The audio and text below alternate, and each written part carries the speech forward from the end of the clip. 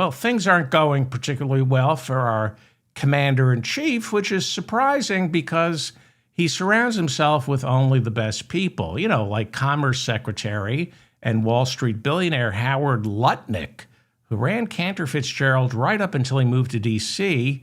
in order to serve in the Trump administration. Lutnick is the brains behind Trump's tariffs. During the 2024 election, Lutnick was out on the campaign trail saying, with tariffs, we could eliminate the income tax. Because why? Because he said foreign countries pay the tariffs. They, he said, would be funding our government. Is that true? Well, Lutnick also says the COVID vaccine causes autism, so he must know what he's talking about. Since coming to D.C., Howard Lutnick no longer runs Cantor Fitzgerald. He turned the company over to his two brilliant sons, seen here a few years back with model, actress, and immunologist Dr. Jenny McCarthy, who is the Lutnick family's top medical advisor on vaccine protocols.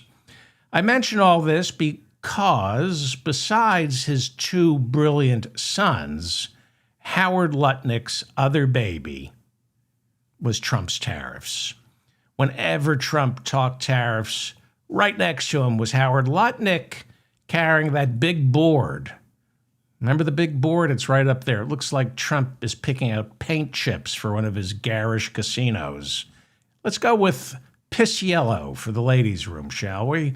On Friday, the Supreme Court ruled, no, the president doesn't get to decide on tariffs all by himself. In a 6-3 ruling written by our Chief Justice, John Roberts, the Supreme Court said that Donald Trump overstepped his constitutional reach when he invoked the International Emergency Economic Powers Act to relieve Congress of its Article I powers, giving it the right to invoke duties or tariffs on foreign imports.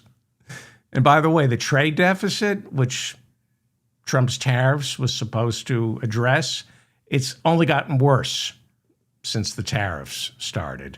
Like everything, whatever he does, he fails. Tariffs, in case you haven't been following this, was Trump's signature domestic and foreign policy initiative.